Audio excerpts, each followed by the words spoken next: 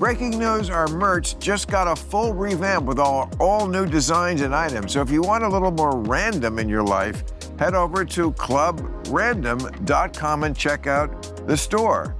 We've got premium hoodies, including our brand new quad hoodies with the updated logo, super soft t-shirts, super soft for men and women, and even tie-dye shirts.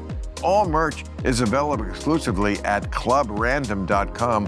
While you're there, catch up on recent episodes and grab some swag and bring a little random home. Once again, that's clubrandom.com. This podcast is brought to you by Squarespace. Most people don't fail because their idea is bad.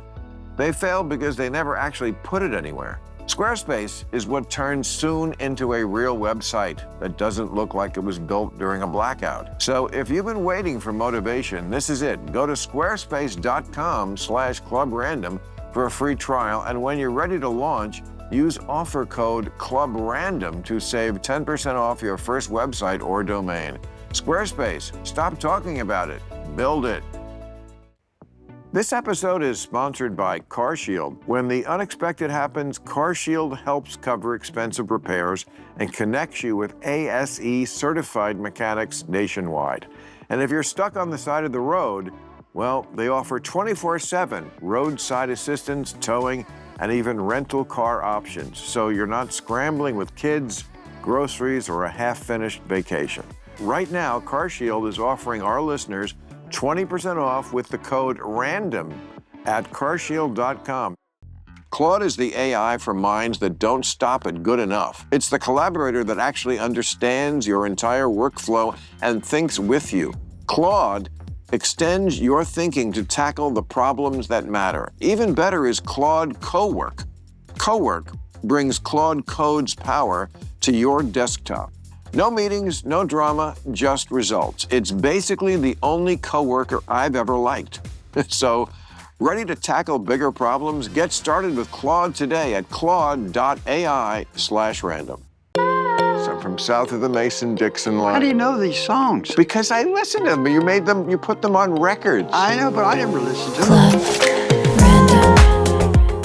It's the best thing about having money. Guess what? I do the same thing. Well, you just said you didn't carry money, you liar. That's exactly right. You look good. I do? I mean, you know, I always say at our age, when people say you look good, there should be a chyron for your age. Yeah, I know. Appear underneath that. But what else can you do? Is look good for your age. You can't, you know. You were never a druggie, were you? Yeah, I was. Like I say, you were a druggie at a time. In 1971 was the last time I took drugs. 71? 71. Oh, well, then you're not a druggie. I mean, that's a long time ago. Well, let me tell you something. You didn't want to be around me. Why? Mean? Total. Mean. You were a mean drunk? Yeah. Got in a lot of fights, got the hell beat out of me a lot, had a big mouth. I heard you had a problem with authority. Did you hear that? Well, I mean, I don't like cops.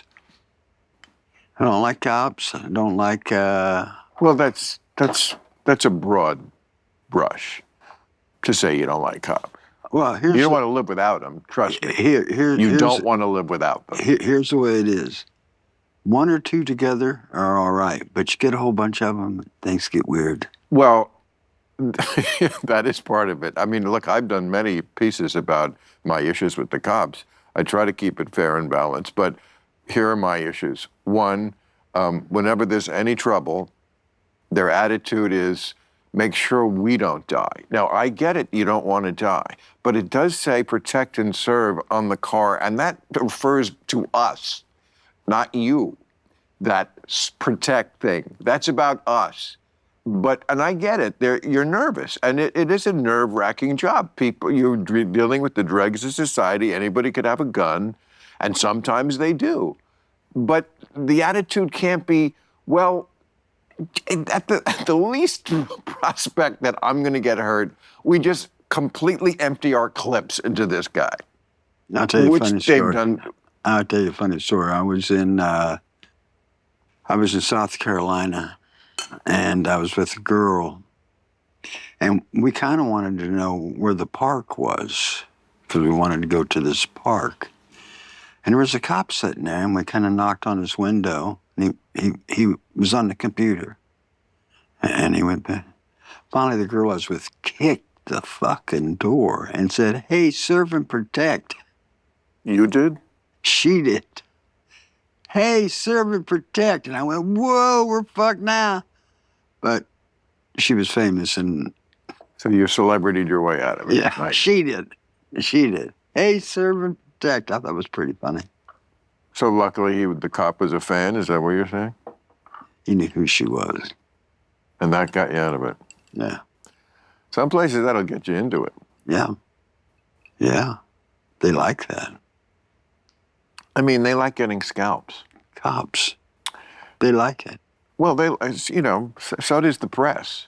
Well, the press, People like getting scalps. That's what people are unhappy. A lot of people are unhappy, and what animates their life is getting somebody else unhappy. I mean, the problem with the cops is that it attracts the wrong kind of person, which is the kid who got stuffed into a locker in high school and knows, oh, you know what? You give me this badge. Suddenly everyone is respecting me big time. Oh, you better. It attracts bullies the same way the priesthood attracts pedophiles.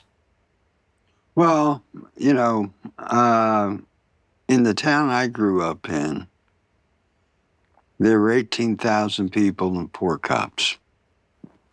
So I never had any trouble with the cops because there wasn't any. But now, if you went back to that town, there's still 18,000 people and must be 400 cops. Yeah. No, we definitely have a lot of people with guns. If you travel Hey, what's your new ring? I noticed that's a Aura ring. It yells at me when I don't sleep well. Do you have trouble sleeping? Trouble? I'm not looking for trouble, but sometimes I get it, yes. I mean, I would say I get enough, but, not every night. It's not easy to fall asleep. I get up at least once during the night. It's not easy to fall back to sleep. We all know it's harder to sleep as you get older. You don't find that? You're a different dude. I mean, I can't believe you haven't lit a cigarette yet. Oh, I just had one before you came in. No, I'm not encouraging you, but you're more than welcome, of course. But you're just different. I mean, very few people your age find it easy to sleep. I can fall asleep that quick. Really? I'll try not to bore you then. If I have to get up in the night, which sometimes you do, I can be back to sleep in 2 minutes. Really? Yeah. I don't have trouble like that of sleeping. Matter of fact, I hate going to fucking bed. Hate going to bed, and I hate getting up. What time do you get up? Well, my ring would yell at me and say that you're not at any fixed time, which is the problem. I stay up too late, so I get up too late. I feel like it's more important to get a full complement of sleep than it is to sleep in any particular hours. So if I don't actually fall asleep until 4 a.m., I'm not going to want to get up until noon. Right. The ring, again, has a problem with that and yells at me for not sleeping at the right times. And I just want to go, what if I had a job that made me work these hours, okay? Shut up, ring. Yeah, well, that's exactly That's why I never wanted to get married, the ring. That's exactly what it is with me, Bill. I don't get off stage until 11:30. And then I remember being with you when you got off stage. There drinking your milk with your cigarette. Yep. In your trailer. Yep. Do you remember that when I saw your amazing show? Yeah. By the way, you're back on the road. Look at me for remembering to do the plug. That's a first. Oh my God. All through July and August. Oh, great time to be out. Summer, we want to see an iconic star who's still great. Grand Rapids, July 10th. I'm just trust me, these are all July. Tinley Park, Illinois, Kansas City, Shakopee, Minnesota, Clarkson, Michigan, Noblesville, Indiana, Cincinnati, Ohio, Cuyahoga Falls, Mansfield, Massachusetts, Homedale, New Jersey. That's my home state. I remember that's the Garden State Art Center. Wantagh, New York, Bristow, Virginia, Charlotte, North Carolina, Alpharetta, Georgia, Tampa, Houston, Phoenix, Hollywood Bowl on August Yay. 10th, ending with Mountain View. Oh, I played there too, the Shoreline Amphitheater, August 12th. Yeah, I mean, you are still... You didn't have to do that, Bill. I'm thrilled to do that. People are thrilled to hear it and know it because, like this, I've been told this is somehow. I didn't get this because they said, well, he's doing his hits. I said, I saw him and I saw plenty of hits. Oh. I totally saw you do plenty of hits. In fact, I remember you saying to the audience specifically before you went and did Jack and Diane, you said, you know, I wrote this, it's a little ditty, and it's like it never was my favorite song, but people love it, and of course I'm going to play it for you. So, yeah. Okay. Listen, but for the last 17 years, I may do 4 or 5 hits, but I'm very smart. See, I kind of plat out the show so I'll do a couple new songs, then throw in a big hit. Then, same thing. I mean, I thought it was great all the way through. So maybe, you came into my musical knowledge past the time, like when I was a teenager, when I wrote down the survey every week and I knew what was hits or not. I didn't know what was a hit or even what was a single. I just knew if I liked it or not. I mean, look, there's 2 used for me in my iPod. There's the gravel voice guy now, Mm-hmm. who is a whole different kind of artist. Mm-hmm. It's some of my favorite stuff. I mean, your last 2, there are songs in there that are among my favorites, maybe my most favorites. Maybe that's because I'm older now. Mm-hmm. But, I mean, Chasing Rainbows, I think is your greatest song. Really? Yeah, I do. I love that song. Okay, you want to hear something weird? I can't even remember how that song goes. Well, you start out, when you were old, you thought about chasing rainbows. And then you find... Oh, yeah. I can remember that. Bill, I can't, Here's the one thing about my age and I'm older than you. A little bit. Is that my memory's not worth a fuck. Well, you were saying that you were chasing rainbows. Turns out they're not everywhere. Turns out they're everywhere. No. Right. Turns out they're not just somewhere. Look around, they're everywhere. Right. For someone who cares. Yeah. Yeah, someone who cares. That's what the message is, that you think that there's this thing at the end of the rainbow, but it's not the end of the rainbow. It's not somewhere. Turns out it's everywhere. Yeah. That's, I don't know. That song just gets to me. But I mean, I think the reason it gets to you is because if there is such a thing as heaven and hell and all that, it only exists inside you. Oh, well, we totally agree on that. I mean, it's just inside you. Yeah. It's not like up there or down there. I don't think. I think it's. I'm not sure it's even there. I mean. Well, no, I think it is. I think there's a heaven inside you. What is? I don't know what that means. That's not. I mean, you may have an idea of what that really is. I don't know what that means. There's a heaven inside of you. What does that mean? You know those moments when you go, fuck, I'm the luckiest guy in the world. I thought it today. I thought, I get to talk to John Mellencamp. Now No, I did. I was like, and really sit down for like an hour or 2 and like have a drink and talk to, I am the luckiest son of a bitch. I mean, okay, and that's heaven.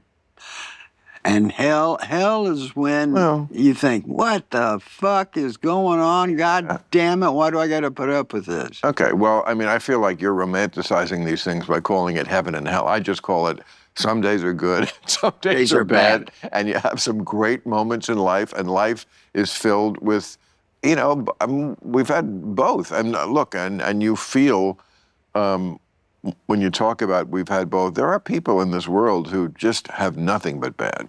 Yeah. If you're one of those people in that Salvadorian prison, I mean, it's just amazing the variance of life. And I don't think most of the kids today really understand how lucky they they have it compared to the world, but you can be just in such a world of hell. And the worst that goes on in America, you're not in a world of hell. Not like that. Not like it is in some places. Yeah. And, I mean, I don't know when mankind will get to the point where that kind of thing doesn't exist, but for most of us, there is, I've had plenty of pain. I don't feel the need to apologize that it wasn't as bad as the worst kind of pain. For me, if it's your pain, it's your pain. But I've also had heaven, as you would call it. Yes, I mean, like so many things. I don't want to die. And the reason I don't want to die is because I like living. Yeah, I like doing the things. I don't want to miss the playoffs the year after I'm dead. I like doing the crossword puzzle every day. I'll tell you, I just saw a documentary on longevity. And the whole key, at least my takeaway is that just don't stop. Stop smoking. Don't stop anything. Whatever the fuck you like. Including smoking. No. Smoking didn't, No, I know. We went through this. I look, you're the one who, you told me, like, your chest x-ray is perfect. Yeah. It still is. Right. And that gives me hope because it just says something about, the variance of the human being. They certainly have, in recent, even months, come up with lots of new stuff that says it's about the genetics. It's about who fucked your mom and what they put together in the petri dish. It's the DNA, it's the genes. There's a longevity gene, there absolutely is. And you can shave some time off your life or put a little on. But basically, I would say what you do for your health, does it matter? Yes, just the way like a coach matters in a football game. But mostly it's the players. Well, they're going to either win or lose the game on their own. Yeah, that's why you'll never retire and I'll never retire. Well, I got off the road. I did retire from stand-up. Okay, hold on for a second. For now. That's true. I never wanted to make it a announcement because maybe I will go back. That's true. But it doesn't seem like it now. First of all, I wouldn't want to be on the road right now. I feel like I got off the road at a very good time. There's just so much political anger out there. I could get shot from either side. They could get together and have a joint fucking assassination. They all have a reason to get me. I mean, I just wouldn't want to be out there in the atmosphere we live in today. I mean, it's chippy out there. Would you not agree? I worry about a couple of my friends, yes. This podcast is brought to you by Squarespace. Most people don't fail because their idea is bad. They fail because they never actually put it anywhere. Everybody's got a project, a podcast, a business, a class they swear they're going to launch soon. Squarespace is what turns soon into a real website that doesn't look like it was built during a blackout. It's an all-in-one platform, domains, design, payment, scheduling, email, everything in one place. The design tools are clean, modern, and surprisingly hard to screw up. Blueprint AI basically asks you a few questions and builds something that already looks finished, which I appreciate because I like results, not tutorials. If you sell services, Squarespace lets clients book you, pay you, and hear from you without 15 separate apps arguing with each other. And the built-in SEO tools help people actually find you, which is kind of the point. So if you've been waiting for motivation, this is it. Go to squarespace.com/clubrandom for a free trial. And when you're ready to launch, use offer code CLUBRANDOM to save 10% off your first website or domain. Squarespace, stop talking about it, build it. This episode is sponsored by CarShield. We've all had that moment. You go in for an oil change and the mechanic comes out with a clipboard listing all the problems with your car. New tires, new brakes, something about spark plugs. Yeah, there goes your paycheck. That's why something like CarShield actually makes sense. When the unexpected happens, CarShield helps cover expensive repairs and connects you with ASE certified mechanics nationwide.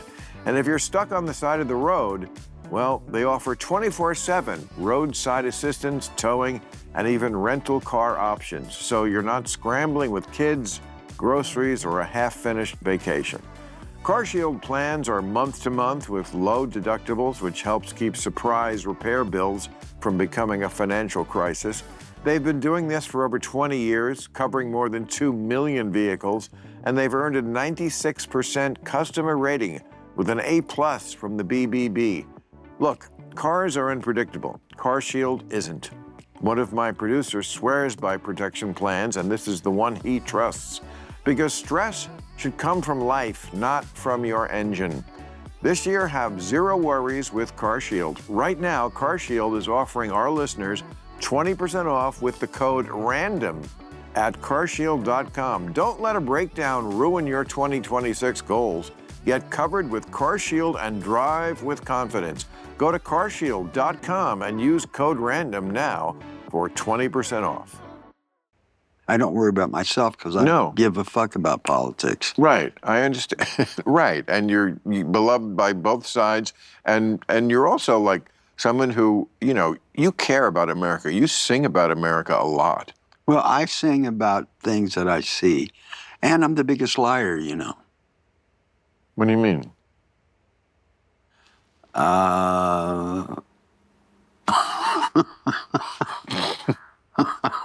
I mean, I was trying to say that to you last time you were here when we were arguing, but no, go ahead. No, I make things up. Well, you're an artist. You're supposed to. I know. And so sometimes that rubs off to my day-to-day life. Right. I mean, they're just doing a documentary on me. And it says, I can't remember what the exact words are that they said. I lie. Sometimes I lie to, I always lie to strangers. And I sometimes lie to people I may know. And that's the last words of the documentary. But those aren't even the most dangerous lies. Those are 2 and 3 in the order. Number 1, lying to yourself. Yeah. That's number 1. Because that's the one that... See, but I don't know myself. Well, you're only 80, No, I'm only 74. Well, whatever it is. I mean, whatever it is, you do know yourself. You're as good as you're ever going to. What are you waiting for? 90? Well, I'm very young at heart. You are. By the way, you also have a song, Lie to Me. I'm used to it. Yeah. Oh, you remembered that line. Yeah, lie to me. I'm used to it. So you obviously feel other people lied to you. Of course they have. Right. I think people, I used to know the number of how many lies a person will tell in a day. It was staggering. Can you think of a lie that you told yourself for long enough that you then believed it?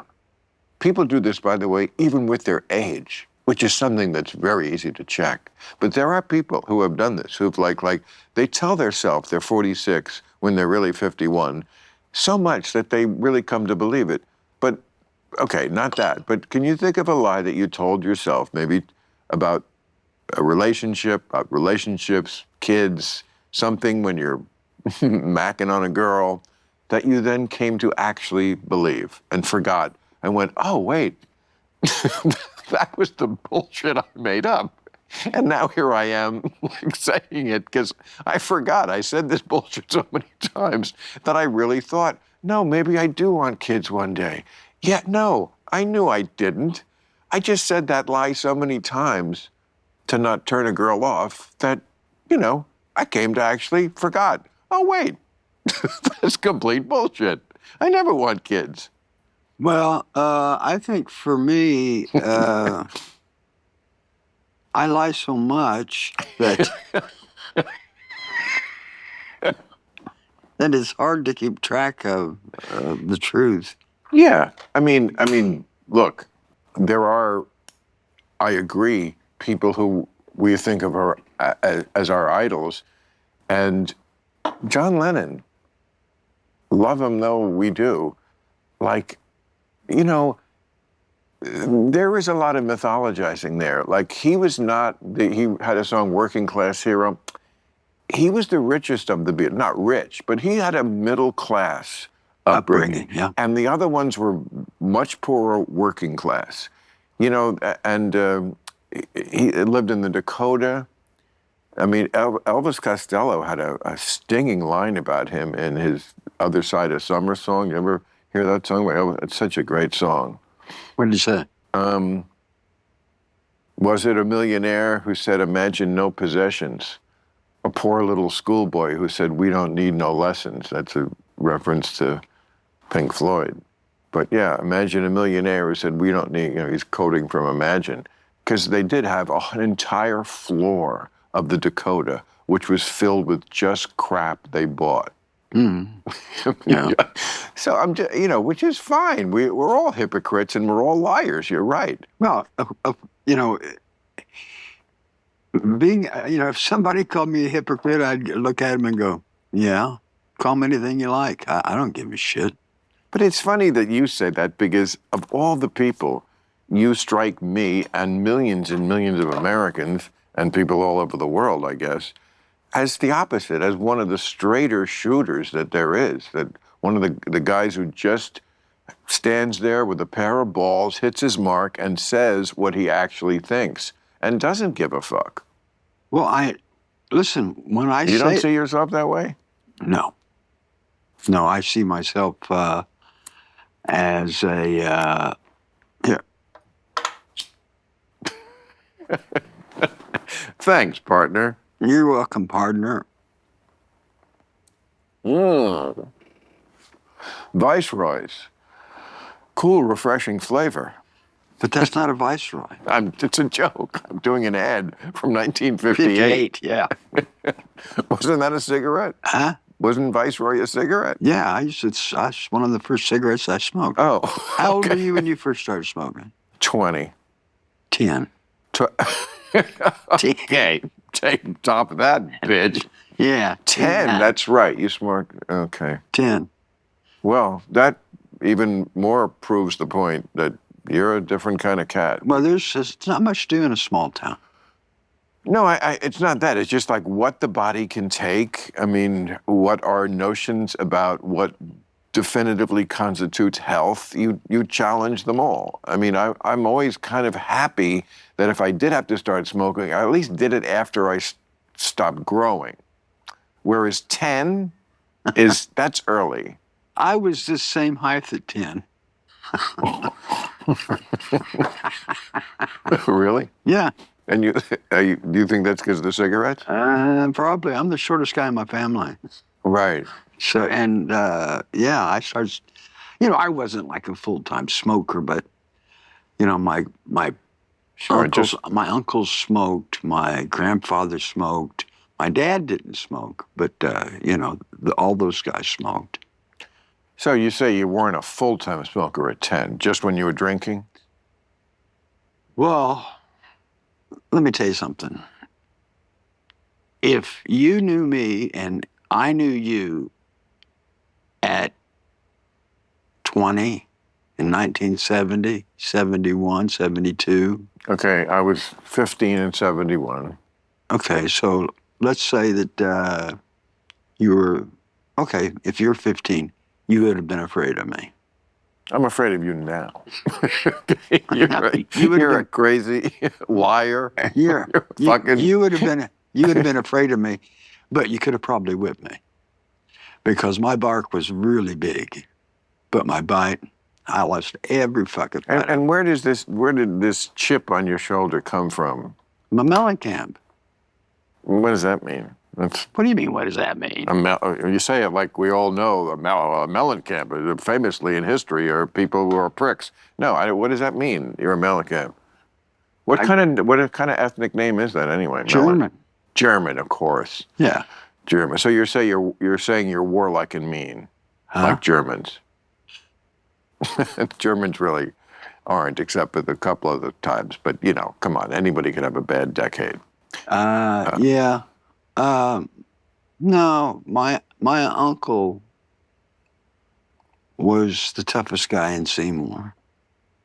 Nobody fucked with Joe Mellencamp. Just didn't do it.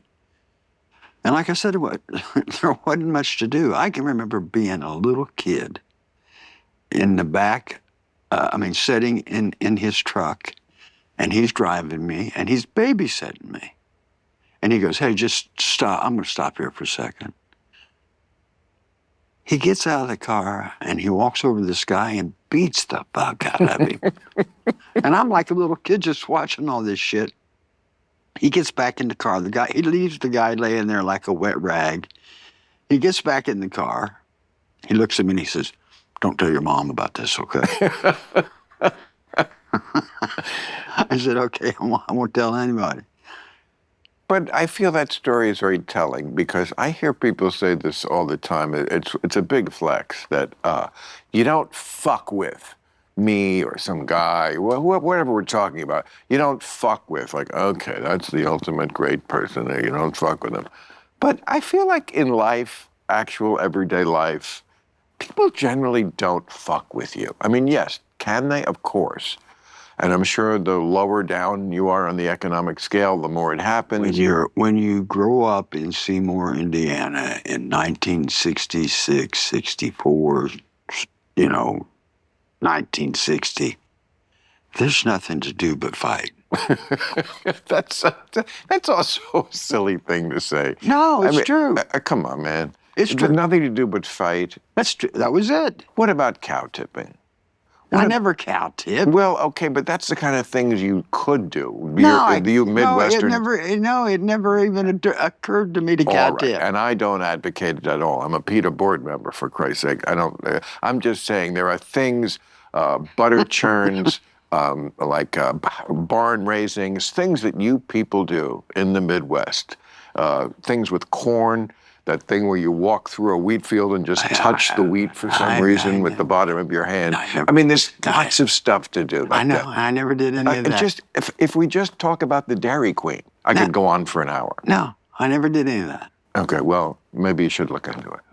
Why? It's your heritage. No. That is your heritage. No. The Dairy Queen. No. The malt shop. No. Little pink houses. Stop it. Come on. No. My heritage is how I grew up was drinking whiskey, smoking pot, fighting, chasing women, riding motorcycles. Okay, that you got from your mother. What about your dad? But I got all that from my dad. You kidding me? Yes, I'm kidding you. It's a comedy show. My dad used to fucking make me and my brothers put on boxing gloves and go outside and fight each other. How old were you? 14, 15. Yeah. Every fucking friend I had, Bill, at that age that I hung around with, they're all dead now. Okay. Sad note.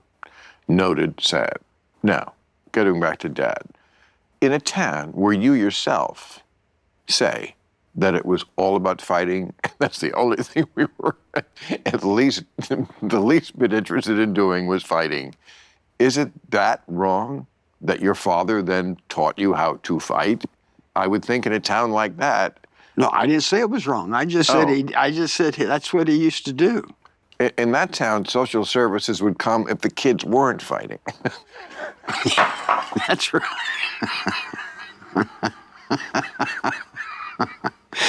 You got to remember, you were alive.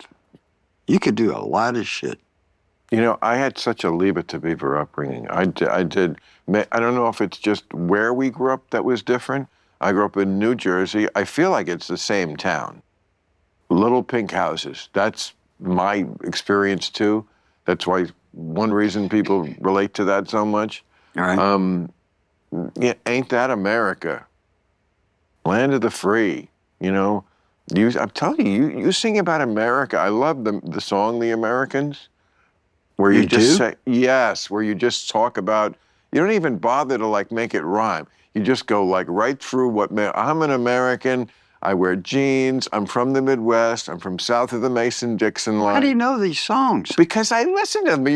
You put them on records. I know, but I never listened to them, and I forgot that I even fucking wrote that. Oh, no, that's a great one. I could send you. I was surprised. You know what? I'm going to send you your best song. Good. Then maybe I can play it. No, really. Because you should play that one. I'm an American from south of the Mason-Dixon line. Do you Yeah. remember that line? Yeah. Okay. Yeah. But I've Yeah. never played that song And live. I mind my manners most of the time. Do you remember that? Yeah. Okay. Is that still what? Most of the time. Yeah, that's the line. Yeah.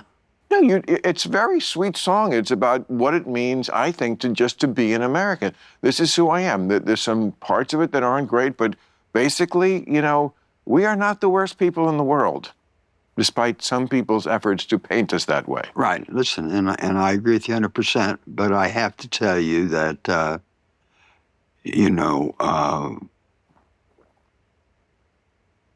a writer writes to what he aspires to be, not what he is. Because if I had to write about myself, it would bore the fuck out of me, because I'm boring. Okay, this is deep, so I want to replay it. You know what I love about productivity tools? Nothing, actually. It's usually just another app that sends you notifications about the other apps. But Claude from Anthropic, well, that one is different. Claude is the AI for minds that don't stop at good enough. It's the collaborator that actually understands your entire workflow and thinks with you. Whether you're debugging code at midnight or strategizing your next business move, Claude extends your thinking to tackle the problems that matter. Even better is Claude Cowork. Cowork brings Claude Code's power to your desktop. Point it to your folder or your computer or add connections like Google Drive and Gmail, like our team did. Describe what you need, and it handles the rest, like organizing files, building spreadsheets, or drafting reports from scattered notes. Queue up tasks and come back to finished work. It can spin up multiple tasks at once also, like a team of quiet overachievers working the background while I go get coffee. No meetings, no drama, just results. It's basically the only coworker I've ever liked. So, ready to tackle bigger problems? Get started with Claude today at claude.ai/random. At a certain age, you stop pretending you're going to optimize your life. You just want things. Simple. Less chaos. Fewer lighters. Nothing on fire. Luckily, there's Lucy. It's 100% pure nicotine, totally tobacco-free, no smoke, no smell, no stepping outside shivering in the cold. You just throw in a pouch and go about your day like a normal person. They have multiple flavors and varying strengths. It's smooth and lasts a while. You can use one when you're working, traveling, stuck in traffic, basically anytime life needs a little soft focus. And the breakers are smart. There's a little capsule inside you pop for extra flavor and hydration. It's subtle but nice, like upgrading from gas station coffee to actual coffee. Plus, you can set up a subscription and Lucy just shows up at your door.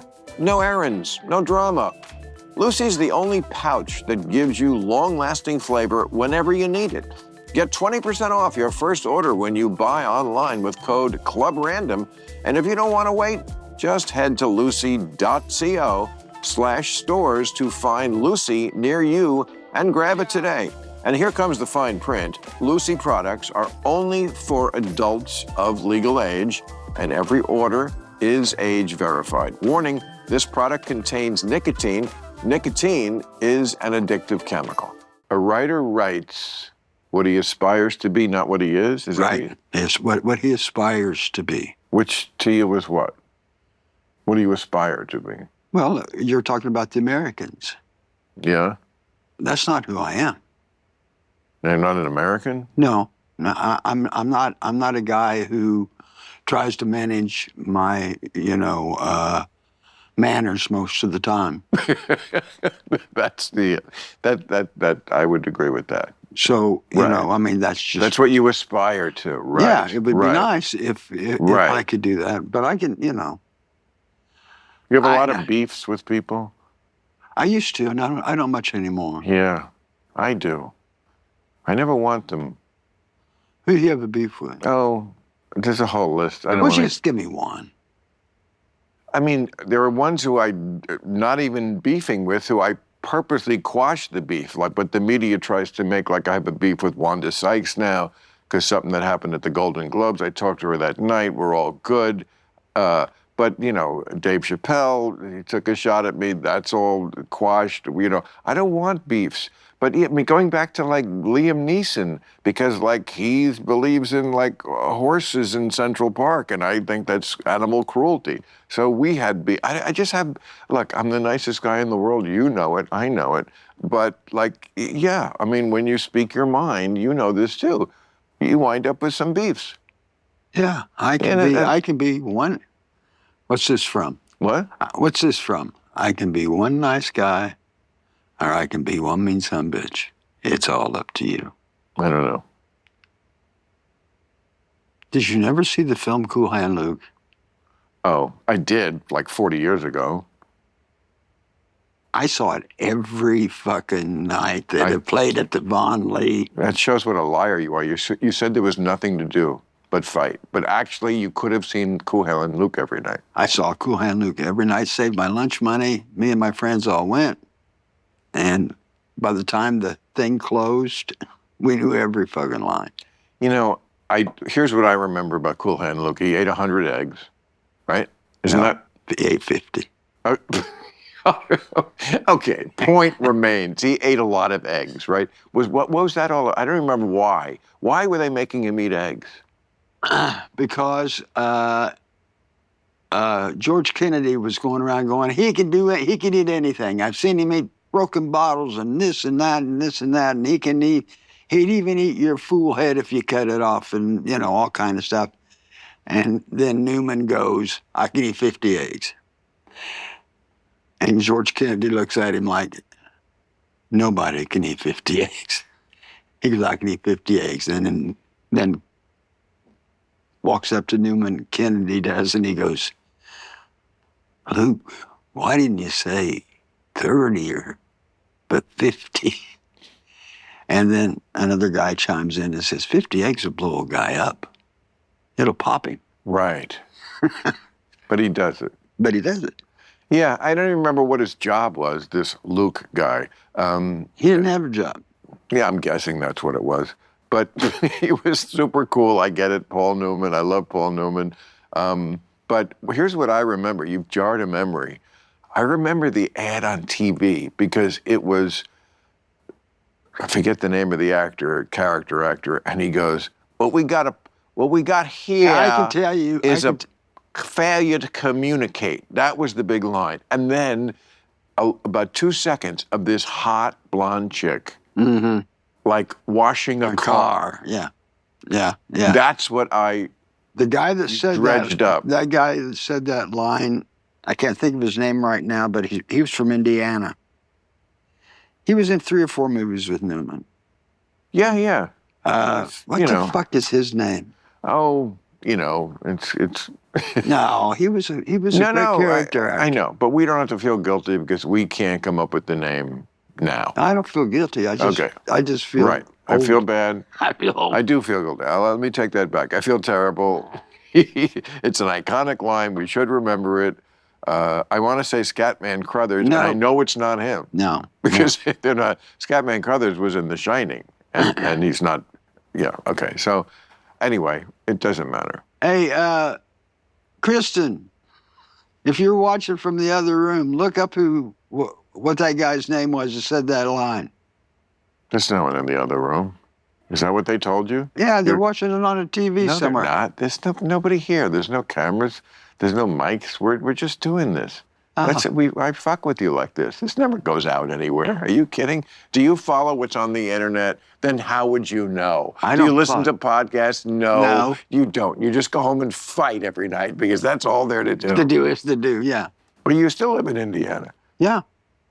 Has the ratio to things to do that aren't fighting to fighting improved in the last 50 years? Bill, you can't. I haven't been in a fight. A fist fight probably in, I don't know, 30, 40 years. Well, the night is young. Well, I guess I'll have to get beat up again. But I'm talking about when I was a teenager.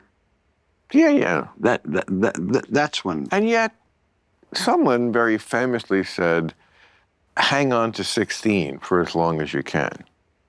Somebody.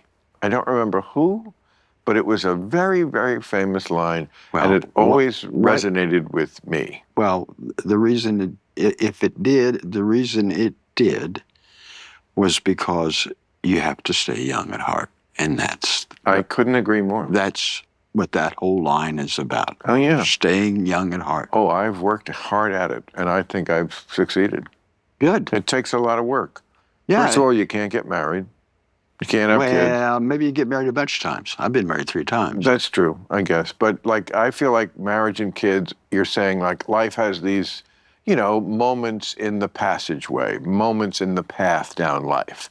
And once you cross that barrier, I'm not against it or putting it down in any way, but you are definitely saying, okay, now I'm not in this phase of my life anymore. And then when you have kids, it's like, well, I'm actually trading this life, sort of, in a way, for their life.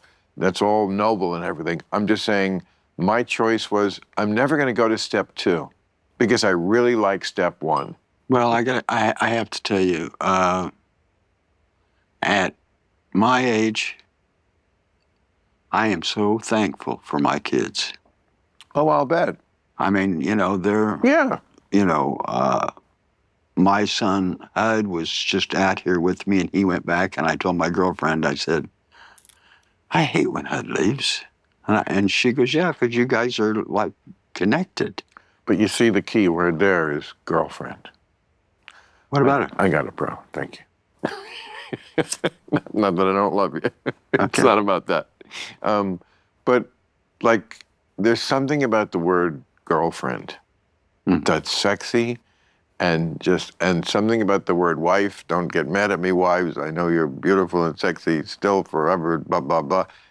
To my ears, like when I hear wife, it's like, it's different. Like, and Sinatra had a song back in the day, wives should always be lovers too. He could have said, should always be girlfriends too, because girlfriend. My girlfriend is great. I mean, she's. How long you been together? 3 years. 3 years, see? That says a lot. Yeah. 3 years, you're still in the good window. Well, yeah, and I'm so old that 3 more years I should still be good. Oh, I'm sure you will be. Oh, you got the genes. No, she's a nice gal, and she takes care of me, and she looks out for me, and she tells me, John, you're acting like an asshole, so why don't you stop? And she's very helpful. See, I'm down with everything except that part. What? I never understood that whole thing that guys do with, like, she's the best because she just keeps me grounded and she just tells me when I'm an asshole. I didn't say that. You just said she tells you when you're an asshole. That's not grounded.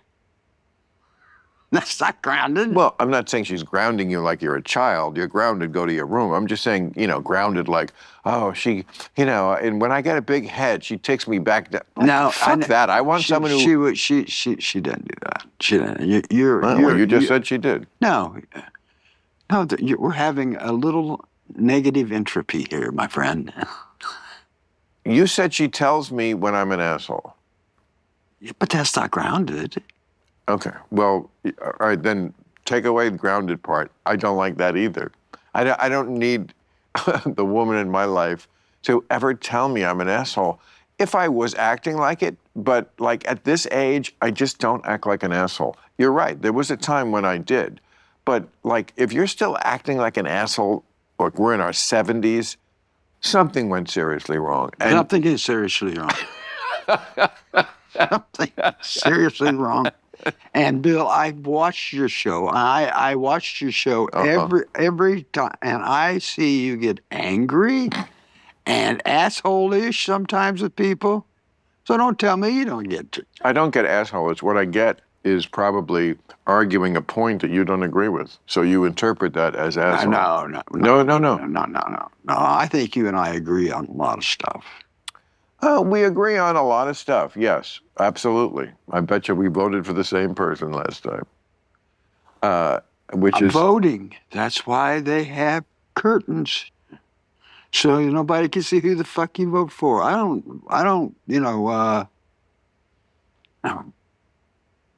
fuck these people, that run this country.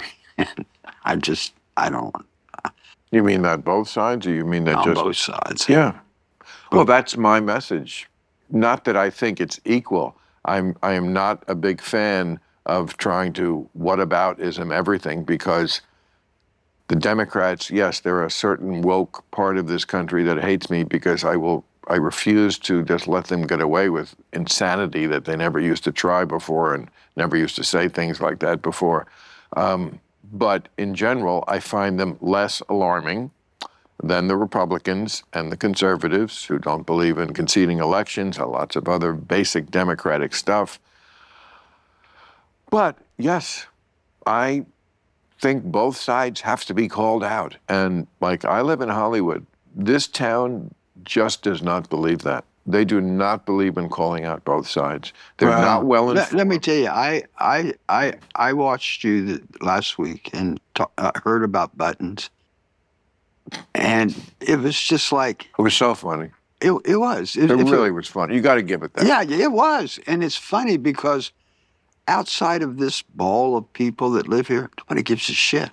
Right. Nobody cares. But that's what I was saying. I know. It's like the Democrats, I mean, the people didn't see it. The point of it was, you got to cut your celebrities loose. You think they're helping, and they're actually hurting, because people don't see celebrities in any way like they can relate to their life, and they can't. And that was where the funny came in, showing. The other funny thing is that, most people, we don't know anything. We don't know shit. We really don't. We don't know shit. We don't know shit. What's really going on, we don't know, And it's always been that way ever since I can remember, I mean, you were alive during Vietnam. Yes. What the fuck was it? And people talk about how awful it is here. You guys know that, a few years ago we had nuclear missiles pointed right at us in Cuba? Well, more than a few years ago. Yeah. Well, it doesn't matter. I know, but... It's, So what's changed? Marlon Brando tried to save the Indians by not accepting his Academy Award. I love Marlon Brando. He's one of my favorite actors. Too. But the show of having the girl show up and pick up his Academy Award for him and wouldn't accept it. What did it amount to? Nothing. Yeah, of course. Amounted to nothing. Well, yeah. It's interesting you point that out, because it was performative. It was performative, but we're talking about 1973 here. We're talking about the Oscars of 1973. Brando won for The Godfather, and he sent up Sacheen Littlefeather, who, by the way, turned out to be Mexican. She was not an Indian. Do you know that? I did. Oh, that came out after. She died last year. I did a whole thing on it. And it's so interesting what happened in the room that night. Just shows you why liberals should, just take a beat before you think you're always the good people. 1973, the crowd booed her, okay, because it was seen as very disrespectful.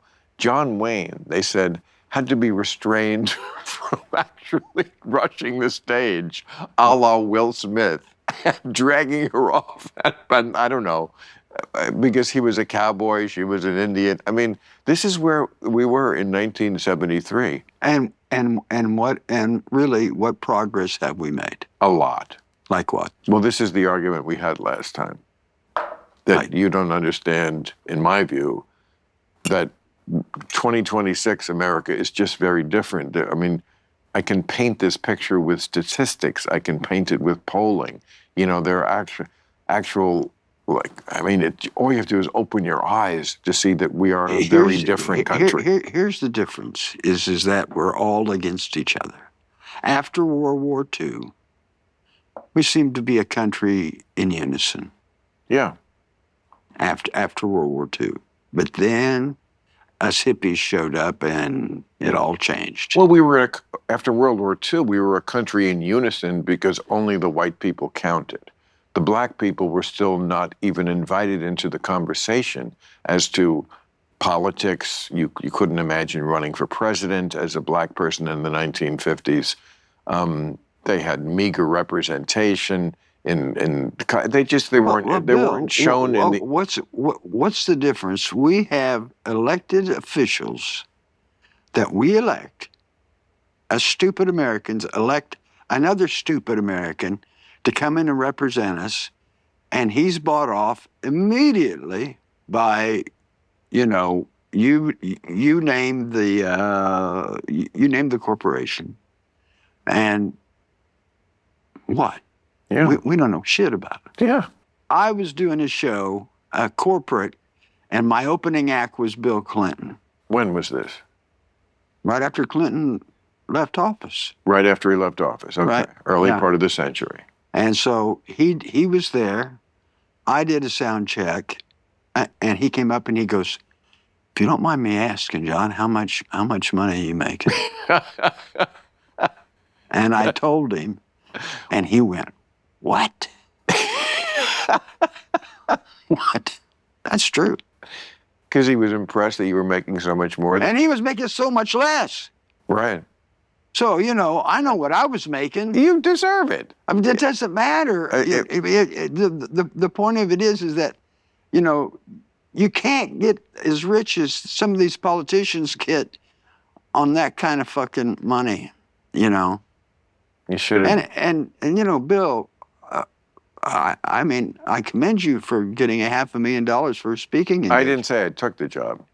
Well, I'm not saying there's anything wrong with it.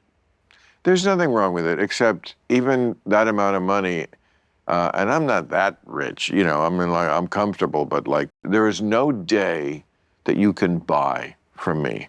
Time is so much, even if I had, first of all, $500,000, it's not $500,000 to me. The government takes half right off the top, manager, agent. Now, I'm not saying that coming away with $300,000 or $200,000, whatever it is, isn't still great. But does it change my life? No, because I don't live an extravagant life. I don't have kids. I don't have alimony. I don't have the things that my mortgage is paid off. I don't have houses all around the world. I don't collect cars and motorcycles and jewelry and stupid shit and hookers and heroin and cocaine. None of that shit. My tastes are simple. So you can't buy me. You can't buy one day, no matter where you are, what you are offering. You just can't. The price is $10 million. Okay, let me amend that right away. I will do it for. I read about these stars who are worth billions, like Beyonce, do these private gigs, and I'm like, really? How could that make sense to you? That you put another, 10 million on the pile that you already don't know how big the pile is? I know. So let's just take it another step. Forget Beyonce. Think about the politicians. Yeah. And the money that they take, and the judges, and Yeah. Think about the money that they are getting kickbacks on that we don't even know about. Well, the Trump administration has taken this to levels that is never. He's just doing what they've always done, but he's doing out in front. And on a much higher level. Yeah. When I think of how quaint it is that Spiro Agnew, do you remember him? Oh yeah, he got in trouble for fucking getting free groceries. It was on the level of, here's a Christmas turkey, Ted. Yeah. That was what was considered a scandal. He had to go. Yeah.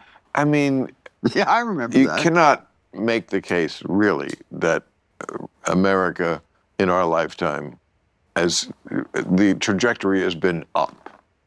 It sadly has been down, morally. Yeah. It's just the rot from within. Yes. Now, have we done better economically? Yeah.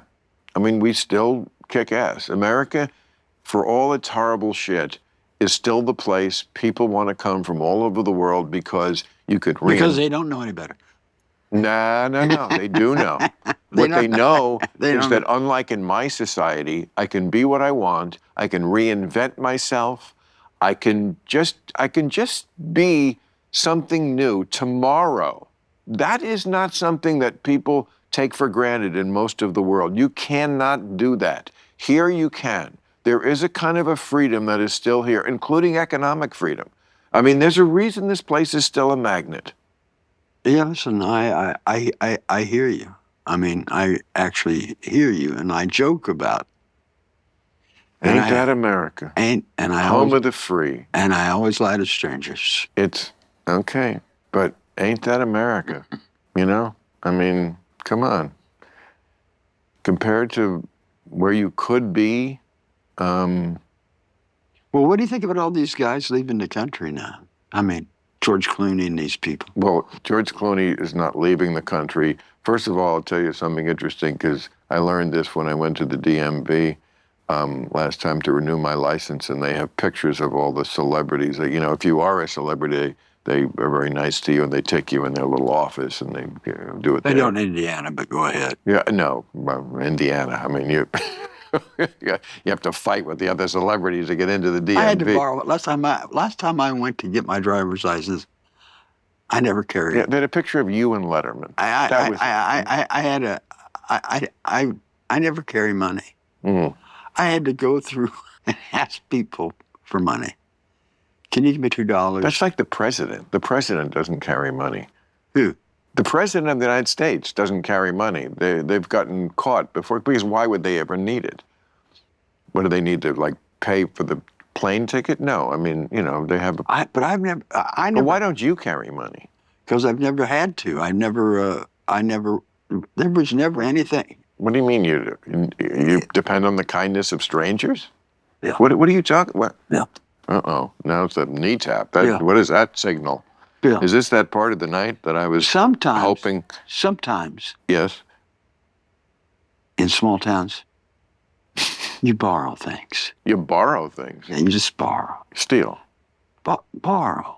Okay. Just borrow. Borrow without the person knowing. Borrow. You know, you just borrow. Yeah. But that's your way of life? When you're a teenager. You don't get. Oh, we're back to your teenage years. Okay. But since then, you carry money. No, I don't have any money on me now. What? No, I grew up not carrying. But Bill, what? I didn't need much. I needed a guitar. Right. I needed a motorcycle. I needed. Yeah, but what if you need a hamburger? I mean, you can't pay for that with a guitar. Well, you could. You mean today or Yeah, when today. Today? Yeah. Oh, I have a credit card. Can you use a credit card at the drive-through at Fatburger? I don't go to I those don't think you. places. I don't think you can. Maybe you only can. I generally don't go to those places. I generally don't either, but I love to be a big tipper. I carry like plenty of 50s and 100s. I pass them out like Skittles. I just enjoy that. And guess what? It's the best thing about having money. And guess what? I do the same thing. Well, you just said you didn't carry money, you liar. My girlfriend does. Oh, your girlfriend does. She carries. Oh, there you go. You carry a girlfriend and she carries the money. Yeah. I get it. Yeah. You got a girlfriend? I have somebody I love. Yes. Really? Yeah, why? You don't think I'm capable of love? No, I'm not. I'm not saying that at all. I'm just. I don't ever hear you talk about it. I don't talk about it. Well, I'm let's not hear even it. Let's talking talk- about it now. Well, let's talk about it for a little bit. No, let's talk about yours. No, let's talk about your. You know, How did you meet this girl? well, Christian Mingle. Don't know that. Christian Mingle, it's a website for Christians. Oh, bullshit. No, I'm sorry. I'm kidding. We're both furries.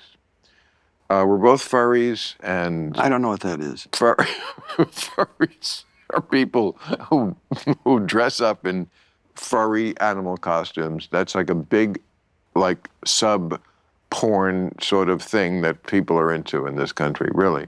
I mean, the kids are sick, John. The kids are fucked up. They really are. I don't mean it as a judgmental thing. I'm just telling you. Hold on for a second. The kids are but fucked up. But if you're a furry, what does that make you?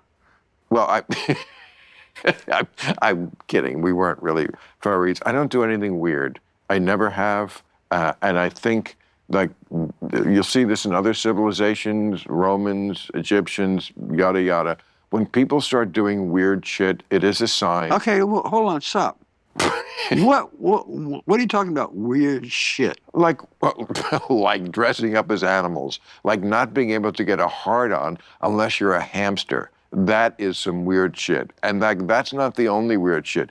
Have you been on Pornhub lately? No. Me neither. But I hear from friends that You heard from a couple of people, yeah.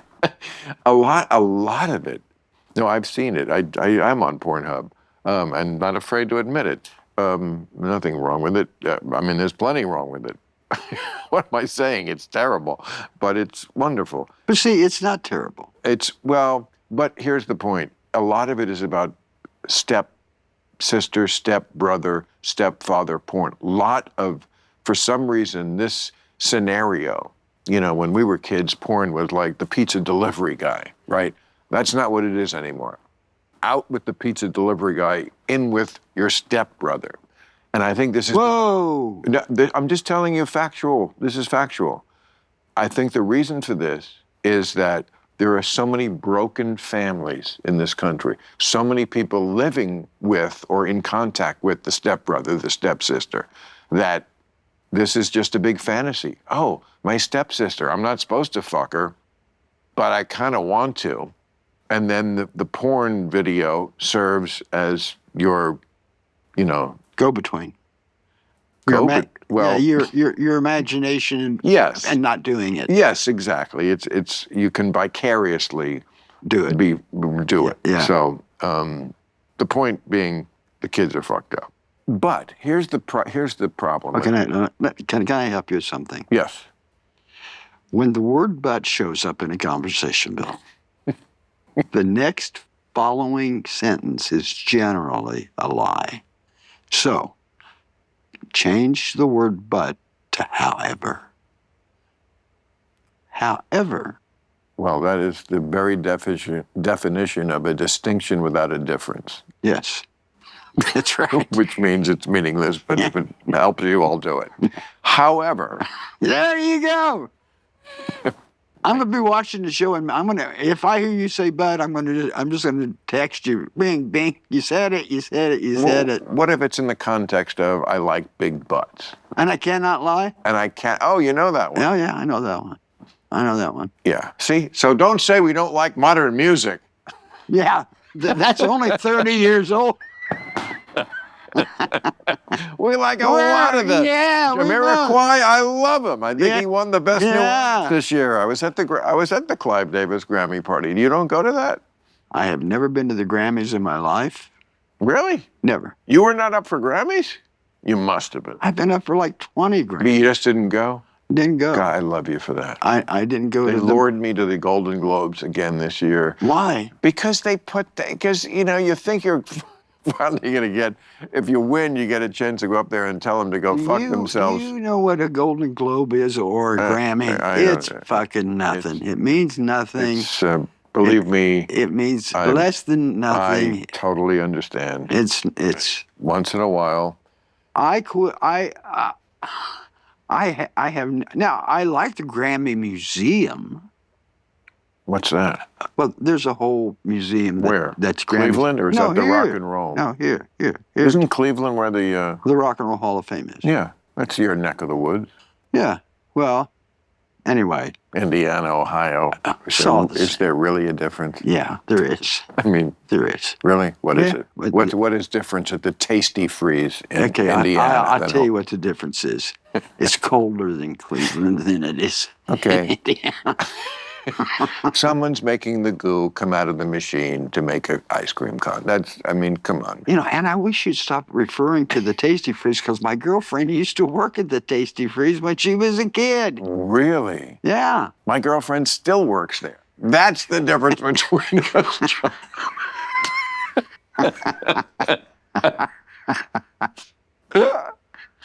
How old is your girlfriend? Oh, we don't need to get into specifics.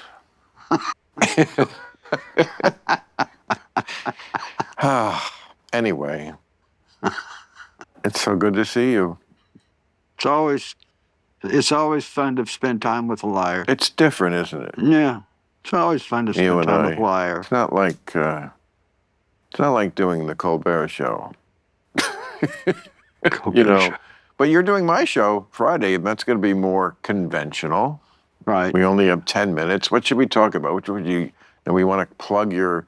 I'm doing my hits, which again I thought I saw a lot of Bill, your. What are the ones that you're going to do that you think that you were holding back from us all these years? Well, I haven't played ROCK in the USA since I wrote it. Oh, okay, yeah. I've never played that song. That's the first one that comes to mind.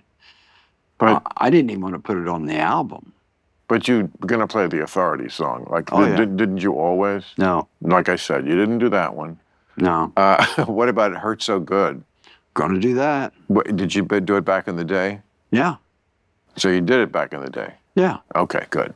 I had to. Exactly. I had to do Jack and Diane. Yeah, I had to. And Pink Houses. I had to. Right, I get it. Okay. I had to. Let's face it, we had it pretty good. Very good. We had it very good. We had it pretty good. You're talking about musically or just in general? Just in general.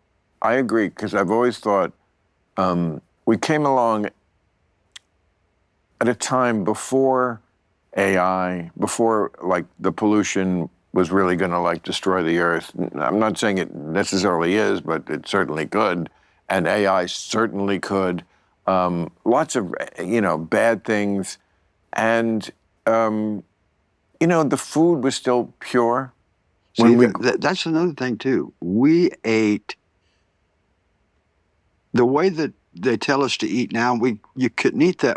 That's the way we ate back then. But the food was real food. Real food. Yeah, when we started Farm Aid, Willie and Neil and I think all of us were naive enough to think that if we do this show, that the politicians will go, these guys have a good point. We need to help the small family farmer. Mm-hmm. No. It's going to take more than a fucking concert. It's going to take more than a march to get rid of. Trump wrote a lot of checks to farmers. Huh? Trump wrote a lot of checks to farmers because he fucked them often with tariffs and stuff. Right. He did stuff, or the first term there was trade deals with China that he wanted to show China who's boss and who pays. It's the people who sell soybeans to China. No, yeah, but if you watch in the video that I made for a song called "Rain on the Scarecrow," it's talking to some young farmers, and it talks about that, and that was 1983. Right. That was 1983. So, when was the first time you met Trump? I met him probably the first time at the Playboy Mansion at the Midsummer Night's Dream party. Oh, no. I think I met him before that. I met him once I was in New York. It was the 90s. I was at a club, I believe it was called Moomba. If not, it should have been. It is exactly what you would think for a club called Moomba at a time when I was going to clubs named things like Moomba. And of course, he was there. Did you talk to him? Yeah, briefly. He was always very cordial. Then I did see him at the Playboy Mansion at the Midsummer Night's Dream party. Everyone is in their pajamas. He had the power suit on, and it made him stick out, you got to say. And he walked around once or twice, and also very nice then. And then I think the next time was at the White House to have dinner with him.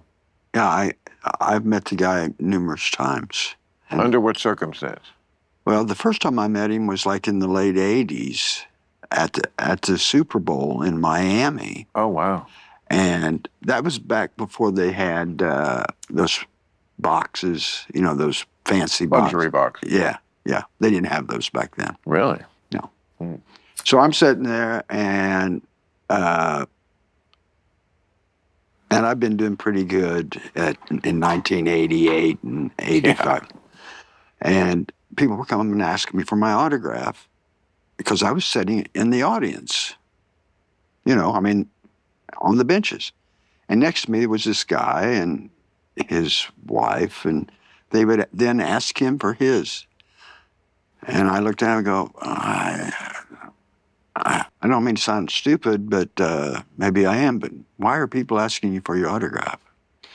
And he goes, well, I'm Donald Trump. And I go, yeah. So what does that mean? He goes, well, I'm a big builder in New York. I go, well, I'm not from New York, so how the fuck would I know? But he bought me popcorn. He bought me Cokes. He couldn't have been nicer. Right. Oh, I mean, And cut to another time I saw him at some award for, I don't know, something. Couldn't have been nicer. Then I saw him again. Couldn't have been nicer.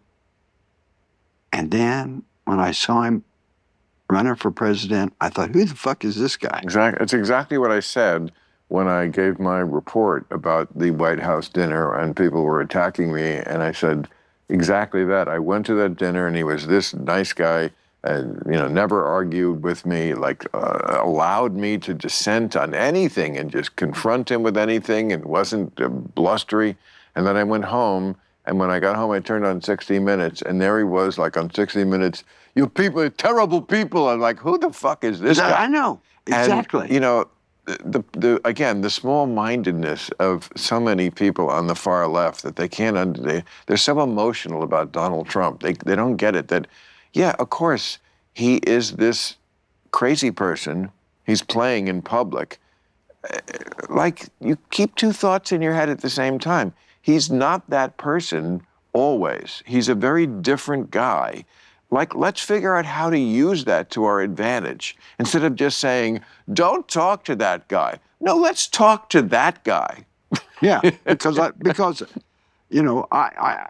couldn't, honestly, Bill, when I saw his demeanor and attitude, I thought, is this the same motherfucker that bought me popcorn and shit at the fucking Rose at the Super Bowl in 1988? A friend of mine, I don't think he would mind me telling who it actually is. AJ Ben's a good friend of mine who used to do the gossip column in New York. He's got a great podcast. He's a funny guy, and he was a real man about town in the 90s when Trump was single, and they were both dating the same girl.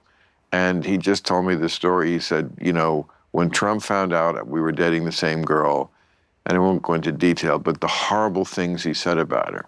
And his conclusion was, he's not a bad guy except when he gets into a fight, and then he's the biggest asshole in the world.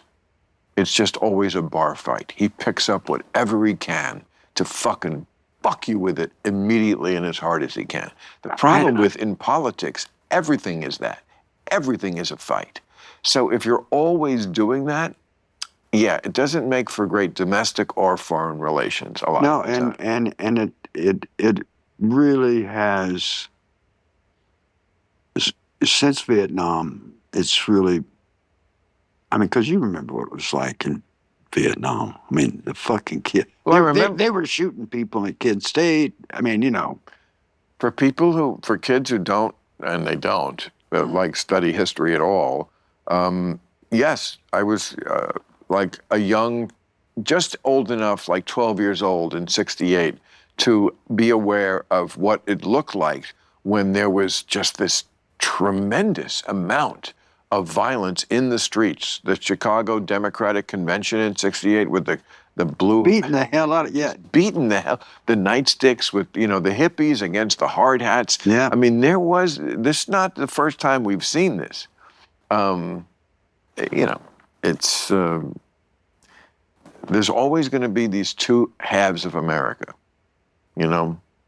and then there's the part in the middle that I think is the majority, but they always get in elections pushed to one side or the other. Only 27% of Americans are either Democrat or Republican. 45% are independents. You'd think the independent party, if there was one, would win, but there isn't one. Let me ask you a question, and you can shut off the cameras whenever you want, but where the fuck, Okay. where the fuck are these people that were president? Where are these people coming forward and saying this is wrong?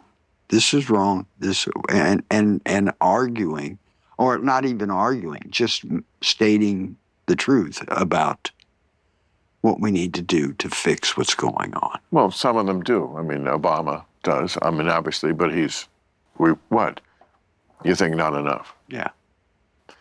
Well, I mean, I'm of two minds about that. I've heard that criticism a lot. Why doesn't Obama get in the game more? Well, first of all, he did serve his time. He did do the big solid for America. He got to be the first black president. I would say that's the hardest hurdle anybody could ever have to. Let me tell you something. If somebody broke in that door right now, yes, they would hit me before they hit you. Why? Because I'd be in front of you trying to protect you. Really? Yeah. Thanks. Well, I would just look. I accept that. It's a good. I accept your protection. It's the good neighbor policy. Yeah. It's the good neighbor policy. I mean, you mind your fucking business. I'll mind my business. If you need help, I'll help you if I can. And that's basically what the fuck this country needs to get back to. You mind your business. I'll mind my business. And if I can help you, I will. That's the good neighbor policy. That's what you sing about in that song, The Americans.